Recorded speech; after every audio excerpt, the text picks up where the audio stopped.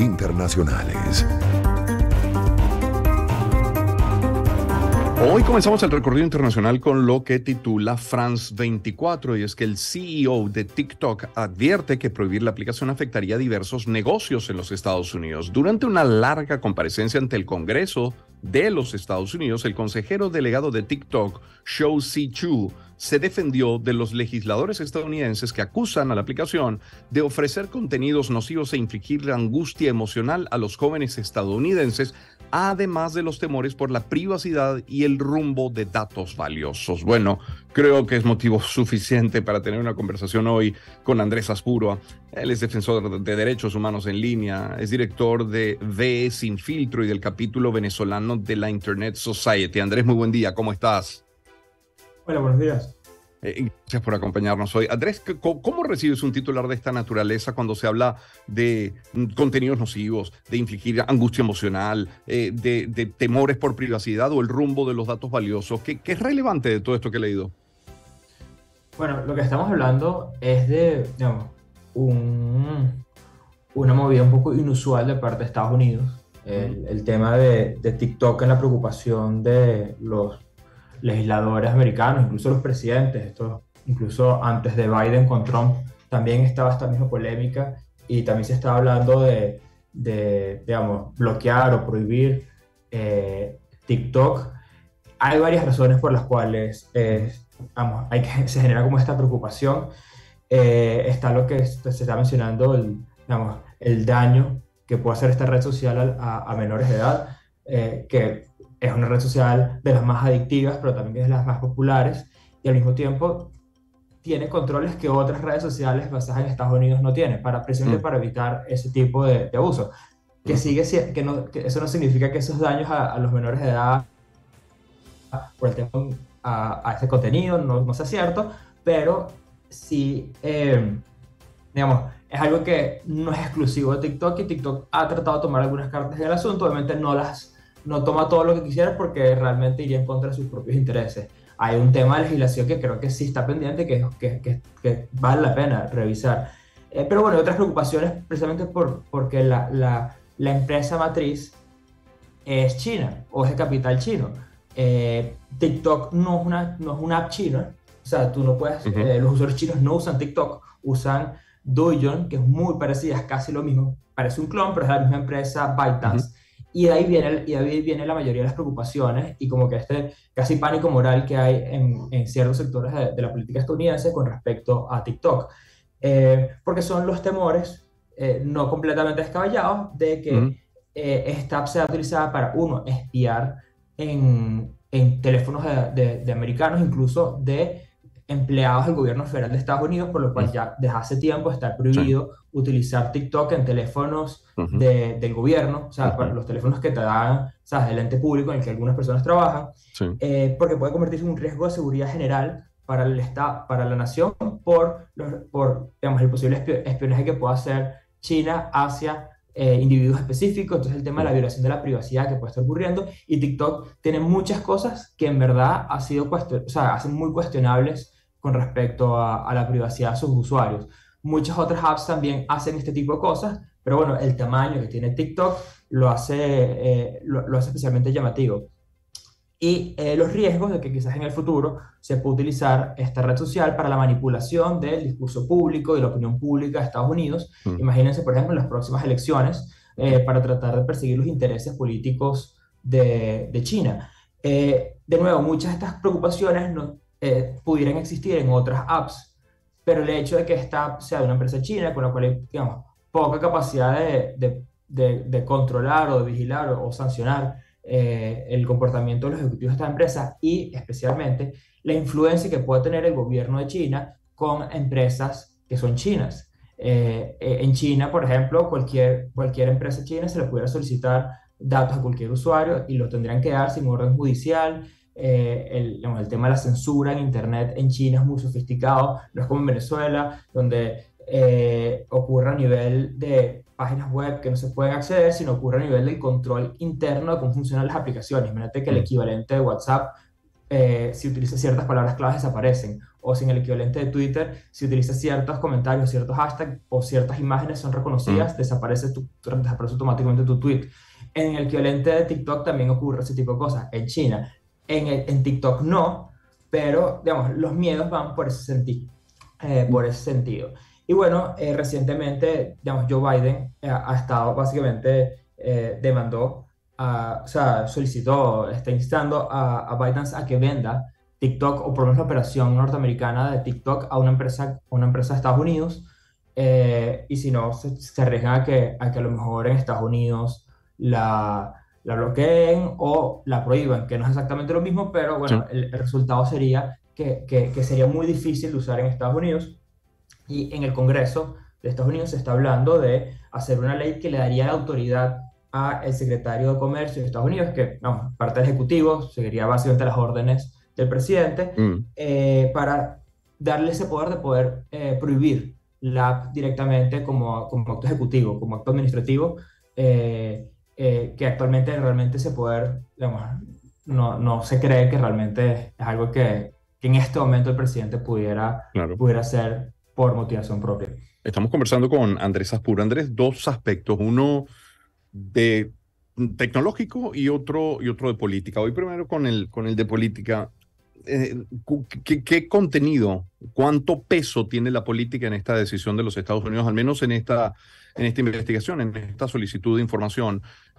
Porque, bueno, son conocidas desde hace años las tensiones comerciales, primero entre esos dos países, pero luego están los vínculos de China con, por ejemplo, Rusia, están los de Estados Unidos con sus aliados por su parte. No abona el terreno eso tampoco. ¿Hay ese componente en esta decisión también?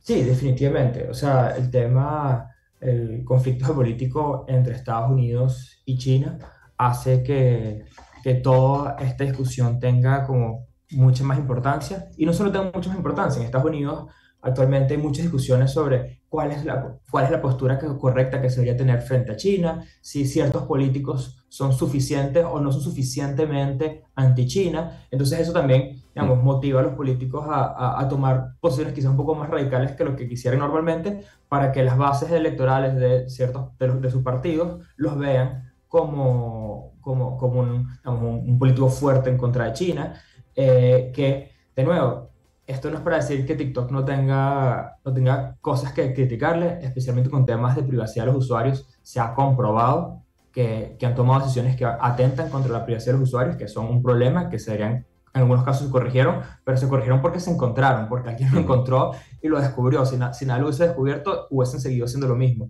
Y también se sabe que en el pasado el gobierno chino solicitó información de usuarios de TikTok, y TikTok, como filial de una empresa china, dio esa información.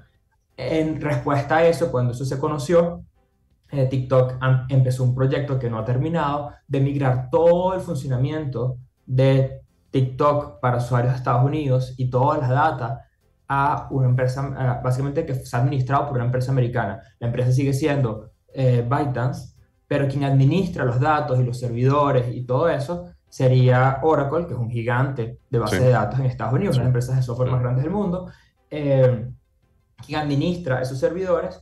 Pero bueno, digamos, todavía hay que pensar, como que habría que tener Mm. muchos cuidados de todas maneras, y muchas precauciones, y como que muchas Sí. barreras para que algún empleado no usara igualito de la información y se la pasara a un empleado que trabaje en China continental. Claro, eso en materia política, Andrés, y te decía también que hay otro aspecto, un aspecto tecnológico que lo asomaste, lo esbozaste en tu primera introducción, en tu primera intervención, y es qué garantías tengo yo como usuario de que otras redes sociales sean controladas por los países desde donde se crearon o desde donde opera mismo Estados Unidos, por ejemplo. Sí, claro. O incluso por individuos. O sea, por ejemplo, estamos viendo el tema de cuando Elon Musk compró Sí, Twitter. sí. Básicamente, toda esa compra de Twitter vino con una carga, digamos, ideológica, política de parte de Elon Musk, diciendo, bueno, esto es como que la revancha a las políticas de contenido que tenía Twitter antes, con las que yo estoy en desacuerdo, y ahora vengo yo con estas políticas distintas. Pero tú ves la respuesta, de personas que son activistas de ciertas posiciones ideológicas en Internet, y se veían abiertamente en contra a Mm, Elon Musk, abiertamente a favor de la compra, mm, porque veían este traspaso como un cambio de guardia de cuál era la visión ideológica prácticamente con la que se estaba administrando la empresa. Y recordemos también el caso de Cambridge Analytica, que fue básicamente la manipulación y el acceso indebido a cantidades impresionantes de información de usuarios de Facebook, que eso luego se utilizó para la manipulación política a través de campañas electorales, digamos, que violan todo tipo de ética para este tipo de campañas, utilizando, digamos, técnicas sucias bueno, está documentado, hay documentales, hay libros, hay cualquier cantidad de información sobre el caso de Cambridge Analytica y Facebook. Y estos fueron una empresa en Londres y una empresa en Silicon Valley,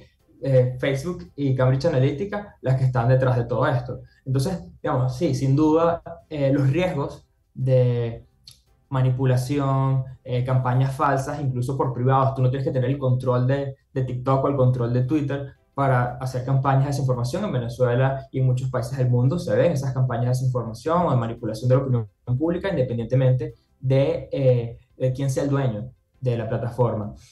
A todas Entonces, estas, Andrés, sigue fíjate, a todas estas. siendo un problema.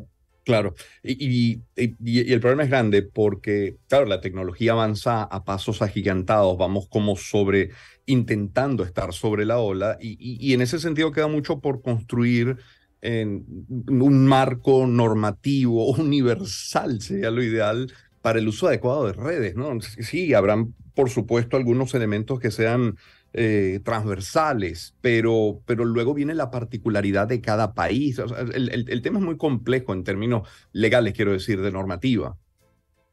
Sí, sin duda, más siempre está el problema de la jurisdicción. Cuando es una empresa en Estados Unidos, bueno, se le va a caer la ley de Estados Unidos. Si es una empresa en Reino Unido, le va a caer la ley del Reino Unido. Pero en este caso es una empresa que, bueno, ¿sabes? Está basada entre Singapur, China y Estados Unidos. ¿Sabes?